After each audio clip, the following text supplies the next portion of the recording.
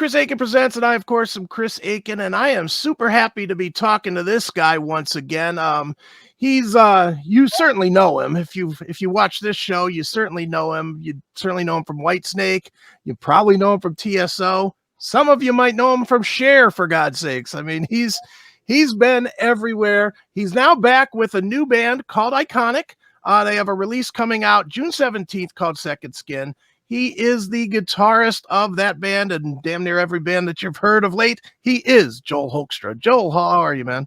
I'm doing great. Thank you so much for taking the time out. Sure, man. Well, it's great to talk to you, man, and it's great to talk to you about this new project. That's I'm assuming this is from the magical pot of bands that Serafino over at Frontiers seems to always put together. But why don't we start there, man? Talk a little bit about Iconic, what it is, and how this project came to be. Yeah. So, well, I mean, I could probably just start at how it came together, and then people will kind of figure out who's in it. But Sure. yeah, I was approached by Frontiers about doing a project with Nathan James, who sings for a band called Inglorious, and I think their objective was to surround Nathan with a group of classic rock musicians, and they had the idea of Michael Sweet and I first being in the band. And Michael and I had always talked about doing a project together or wanting to put something out together, so that kind of was a natural fit, and that seemed to make sense. I mean, I thought, well, I didn't really picture this being, doing something with you with another lead singer, but Nathan's great. And I'd co-written with Nathan for a couple of the Inglorious albums, a couple of the tracks, and Michael and I, of course, had co-written. So that seemed like it would be a very natural progression of things to do this project. And then I just kind of, as a surprise, they ended up adding my bandmate Tommy Aldridge on drums, Sure. and then also a Whitesnake alumni, Marco Mendoza, on bass. So Tommy and Marco really enjoy playing with each other as a rhythm section. Lo and behold, we have this project here called Iconic that Frontiers assembled, as you said. So, it's a throwback, as people would expect. It's kind of 1980s rock done in a 2020 way. Obviously the production is up and doesn't necessarily sound exactly like things were produced in the 80s, but certainly has a lot of elements of that era and bands that we liked. And there you go. That's how it came together. Sure. Now, Joel, when you work on a project like this or in a band like this, the hardest thing is the chemistry. It's always, it's one thing to put names together and put talent together. It's another thing to make that work. So how, especially in this kind of a project where obviously you do a lot of writing for yourself with your solo band with 13, Michael Sweet does a lot of stuff, writing for himself. Nathan does a lot of stuff writing for himself. How do you mesh the styles and the skills all together without people wanting to put their stamp on it more than the next guy? Well, I mean, you just kind of listen to who's producing it. So Michael Sweet and Alessandro Del Vecchio co-produced it. So the thought was we wanted to have it be collaborative. Michael had the idea of me doing what he did with George Lynch in Sweet Lynch. Of basically what he had done with George was George sent him guitar riffs unarranged. So kind of like, hey, here's a riff and they would fit in the same tempo and become the same song eventually. But so what I did was I just compiled riffs that were along the line that we were looking for, melodic hard rock, very 80s in nature. And Michael kind of put them in song form.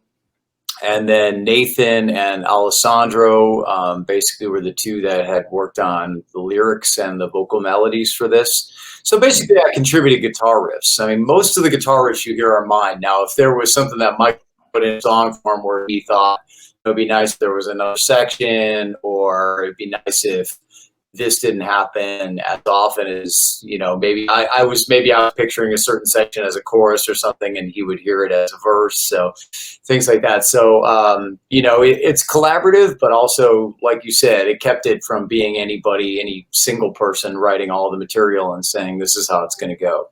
Sure. Now, you mentioned Alessandro, who's one of my favorite people in the world, as well as one of the most fascinating people in the world. This guy is a machine. The amount of work that he does with his bands, with you, with basically every band that is on Frontiers, he's either writing or producing or both or playing keys or, you know, I mean, this guy is amazing. Talk a little bit about the work that he does, because what surprises me the most is that everything doesn't sound exactly the same from this one guy that puts out so much music. He really is diverse, even though he's working all the time. Yeah, he's a very talented, hardworking guy. So basically, once Michael sent him the rough idea of the song for him, Alessandro is really the one then to be able to program drums and give a rough form of all the instruments performing the song, essentially demo the songs for everybody. Sure. Including singing his vocal melodies and lyrics that he's written. And so, yeah, for him to put that together for us definitely expedites the process. You get a demo, a rough idea of a song, and then our job is to kind of recreate, but also put our interpretation into those when we get them. So rather than follow everything note for note, you know, right. So yeah, I mean, Michael and I did the guitar rhythms together. We did a lot of harmony leads on this too, which I think people dig. And I did the bulk of the lead playing, but there's a couple songs where we kind of trade off, you know, like Iron Maiden or Scorpion style, or whatever, and go back and forth between the two lead guitarists. And there are a couple songs like that as well with the lead vocals, where Nathan and Michael trade rather than just having Michael sing background vocals. So you know, it ended up really, I guess, a product of all of that. I mean, as people can know what to expect a little bit now from the description. So it's collaborative. You get to hear Michael do his thing. It's not, I had obviously, when Michael and I talked about doing something together, I pictured, all right, Michael will sing all the leads and play, and, you know, play more lead guitar or whatever, but you know, his production shines through in this too, I think, you know, which is an important aspect for people to remember. So he played a very integral role in the sound of the project. No question. Well, just as a side note, Joel, and this is just a fascination that I have with your career.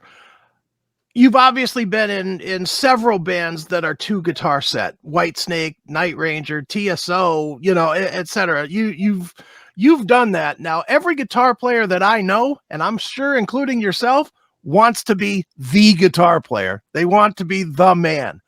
And yet you found a way to be, you know, a rhythm player when needed and a lead player when needed. And I'm assuming that comes, the fact that you keep getting these gigs means that you don't have the big ego like most guitar players do to have the need to be that guy. So I'm curious for you, how do you balance that in your own head to be okay to be part of a team instead of ever jumping out to be the man in the band? Yeah, you know, to be honest, that's never in my mind. Thinking about being like the only guitar player in a band or something like that. I always really enjoyed being a part of a two guitar lineup. That's been all the way back to my very first band at two guitar players. So I'm very comfortable with that. And, yeah, I mean, yeah, maybe it's just not my personality. Sure. To say like I want to do all the guitars. Now I did end up playing the majority of the leads on this, and I would have been fine if Michael wanted to take more. That was really their decision, and to have me play a lot of the leads. So yeah, I don't know. You know, man, I do things as they come, and I mean, it's nice of you to say, but you know, I just consider it like part of just being a good musician, I guess, more than than saying I'm I don't have a big ego or self-deprecating. I mean, I think, I'm a realist. So Well, you say that, but then if anybody has listened to the Hoekstra 13 records, they obviously know you could easily lead a band if you wanted to. I mean, and I guess in a way you do because you play the leads when necessary, whether it's in Whitesnake or Night Ranger or whomever. It's look. I've interviewed 1,000 musicians, and 999 of them that are guitar players want to be the George Lynch, the Eddie Van Halen, that's just how it is with that instrument. But it's cool that you're comfortable with that. Because yeah, I mean, that's rare. like I said, I guess I'm probably I'm really comfortable with the two guitar thing. It's always been that way for me in my life. With Sure. at least with the rock bands I've been a part of, it's always been pretty much a two guitar thing. And I love harmony leads as much as the next guy. The Sure. rock fans out there. So yeah, I mean, you mentioned Joel Hoekstra's 13. That gives me an opportunity to be the guy who writes all the lyrics and the melodies and does all the solos and all that stuff. I suppose that's an outlet for me for that too. Sure. But also, I kind of view that project more as about the songs than necessarily the leads. I'm not Right. myself like 3 minute solos in every song on there and stuff like that. Sure. I just want to give people like a good taste of straightforward rock and more about the songs with that. Right. So yeah, every project's different in terms of what level of involvement and what level of say so you're going to have, or Mhm. But yeah, this is cool. I mean, I would have been less happy had it been one person saying this is exactly how everything is going to go. Right. So the fact that I got to contribute really almost all the guitar riffs is cool for me, and at least to know that, hey, I'm comfortable going in and playing it. I don't feel like I'm just playing somebody else's riffs the entire time, and obviously I'm playing my own leads. So Sure. I Absolutely. very much feel like I get to play like myself in it. Perfect. Well, dude, let's move back to Iconic for a minute. The obviously the first single is out there as both a single and a video for the song Nowhere to Run. Great tune. How was that song chosen, and are you comfortable with that as the first taste that you're giving people of a brand new band? Yeah, I'm cool with it. The label, I think, probably picked the single. I there wasn't any discussion via email about which song do you guys think should be the first one. So Okay. the label picked the singles, and yeah, I'm cool with it. I think it's probably one of my more laid back melodic solos on the record, where I'm just kind of playing a melody for the solo and maybe shred a touch at the end. So it's one of the least flamboyant of the solos that I probably laid down on the record. But all in all, that's fine by me, man. It's all about the song. No question. And it does, we're showing a little bit of the video right here. It obviously looks like you guys had a lot of fun in a very dark room. That's the one thing, you guys are all kind of up guys, and this is like one of the more dark videos I think I've seen. I didn't expect that.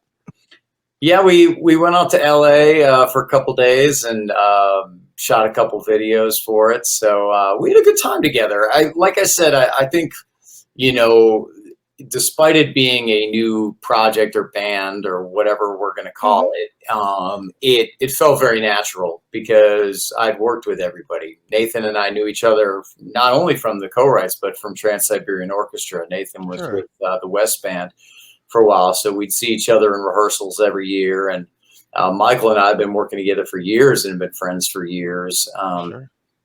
He's one of the nicest, hardest working guys in rock. And Marco and I know each other really from being on the road together. He was with the Dead Daisies Right. when we did a whole long run with Whitesnake, and so we'd fly together on the plane every day.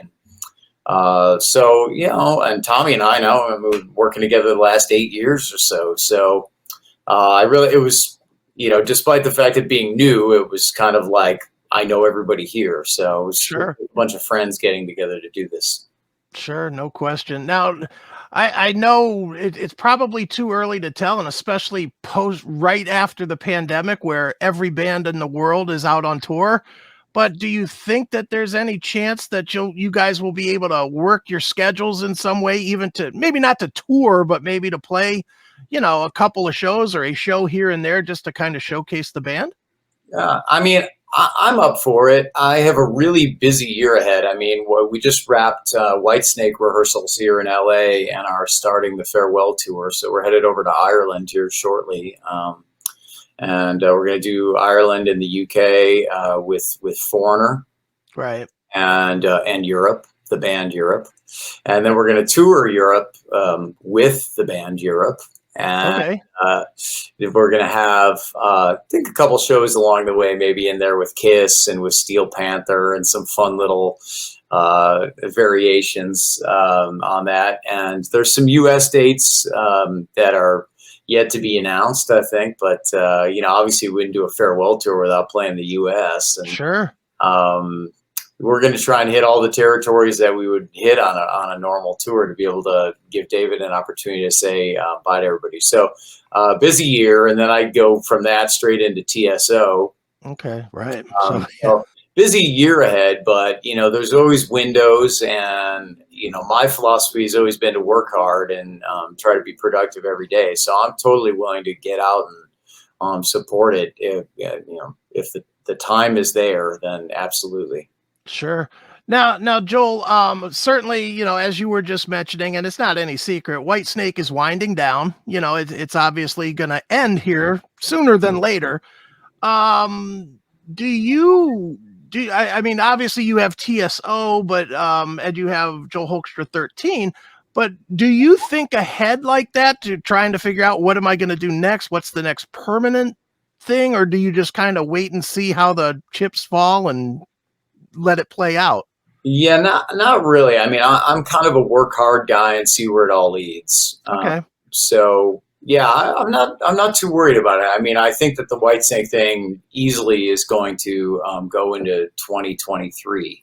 Okay. So when you're at a point in early 22 and you're going like, I can kind of see the next couple years mapped out roughly in terms of having the ability to be out there, then there's no reason to get in a panic about it or get too worried about it. So, like I said, I just kind of keep working hard, and then you never know. I mean, if you just there's no telling, especially nowadays. I mean, COVID really like brought that mindset around for musicians, where it's like you just never know what to expect. We all Sure. go on tour, and you feel like, well, I don't know, we could spend any time sitting out or having it go away. So who the heck knows, man? Right.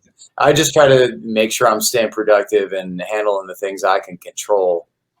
Right. Certainly, man. And yeah, after the last 2 years, I mean, it's hard to determine even what you can control these days. It's just craziness. But, speaking of the COVID thing, and I do not want to get into a whole COVID boring, awful, depressing thing, but now that it's dying down somewhat, or at least it seems to be, where you can get back out and play some shows again and, tour again and those things, do you feel like as a musician that you just got to kind of pick up where you left it and do what you've always done?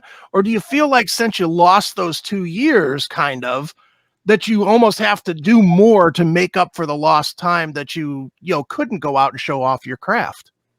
I was extraordinarily busy the last 2 years. I mean, Okay. I definitely did not take any time off. I felt almost more busy because I taught virtually 30 students a week and took on doing cameos and doing the quarantine collaboration videos with everybody, with Dino, obviously Mhm. Mike Portnoy and Dino, and Sure. I did Jane, and I did Right. Stormbringer with Dino and Tony Franklin and Virgil Donati, and Abracadabra with Arnel Pineda and Billy Sheehan. And That's so, right. Yeah.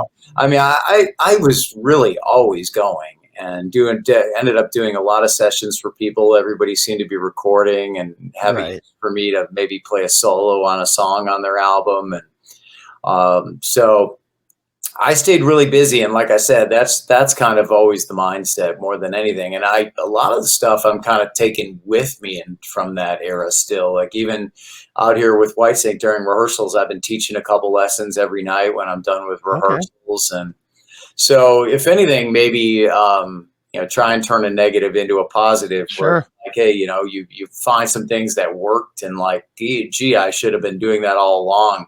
Is more No, the mindset, like, why wasn't I doing that over the last X amount of years? So, yeah, I stayed busy, and like I said, you never know where all that takes you. There's some of the things in my career I feel like make a lot of sense, and there's other times you end up doing stuff that are just these beautiful surprises that life kind of sure. presents for you. Where the Broadway thing always stands out for me, doing Rock of Ages, and Right. that changed my life for the better in a major way.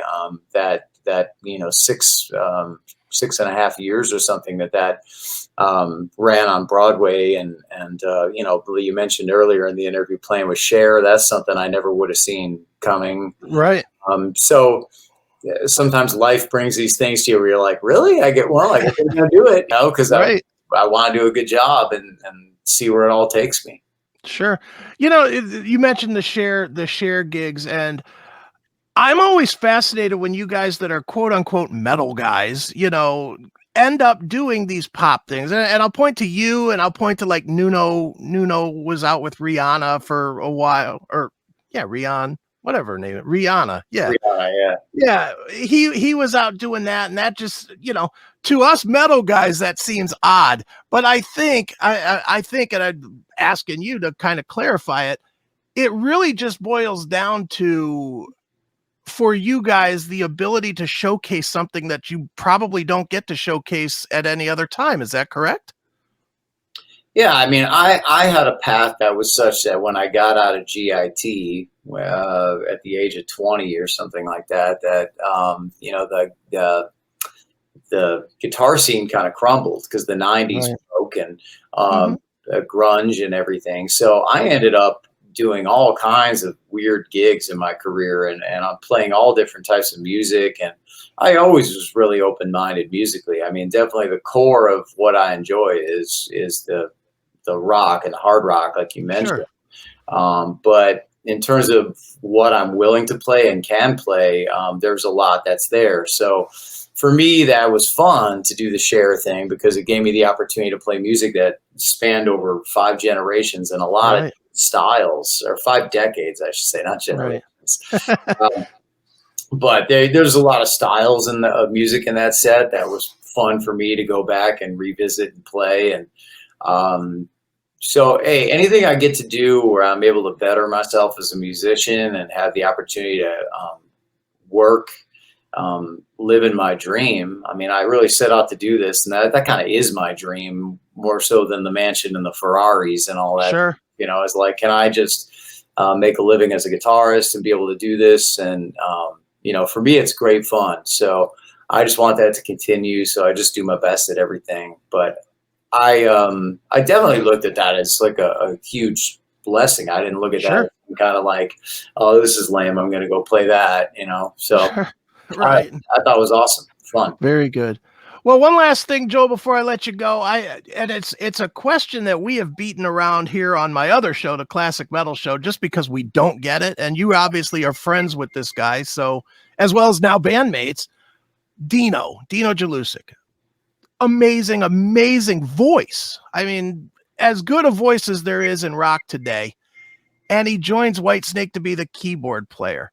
Now, now that to me is like, wait a minute, this guy, as a fan only, it's like, man, is he wasting this God-given talent that he has doing this? So is he gonna do like singing? Is he there to pepper David's voice a little bit, or is he really just, that was the gig that was open and he took the gig? And try and help me explain that, because this guy's an amazing singer. Well, I mean, he's an amazing keyboard player too. Okay. So having his ability there is really great, and he's singing a lot. I mean, he's singing a lot of background vocals, and there are times here and there where David has him singing a line of a song.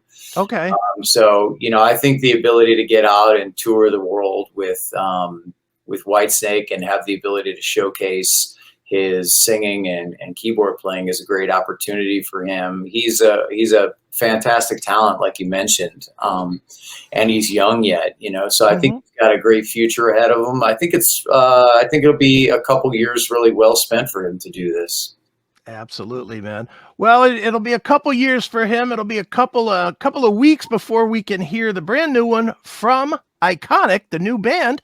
That one is called Second Skin. It is out on June 17th. And Joel, where should we send people to buy the record or keep up with you and tour dates and all that kind of stuff?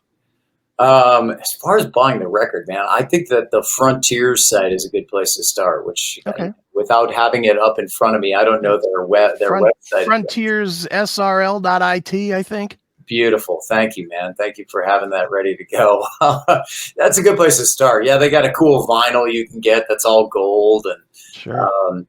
You can buy the physical product there. And I think it's, as far as streaming, it's on all platforms, or if you want to buy them, I'm sure Apple Music and Amazon and all that good stuff. So it's out there. Everybody can find it. And then as far as me, you could just go to my website, I guess, and link over to any of my social media stuff and start following me there.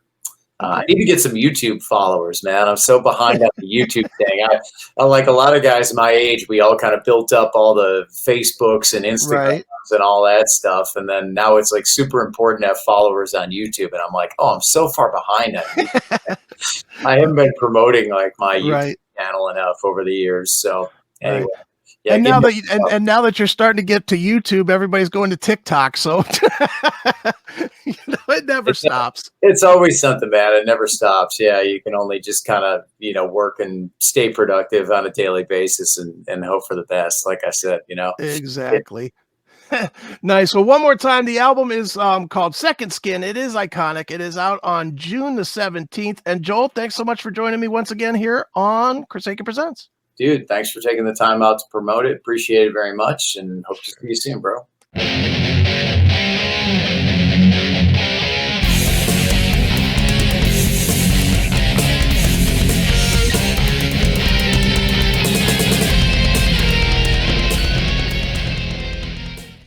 Hey, everybody, it is CHRIS Akin, and guess what, folks? I've got a couple of copies of this bad sucker right here. Call Me Chris, my best-selling book to date. It is it's a stellar book, I think. If I can be so bold, it is a stellar book. It is about my time recovering from my burn accident. It is my best reviewed one. It is my best-selling book. And I actually found a few copies that are autographed and ready to go. So if you've been waiting for your book, call me Chris. You wanted it autographed. Now's the time, because I don't have many of them. And once they're gone, they're gone. So order it today over at ChrisAkinBooks.com.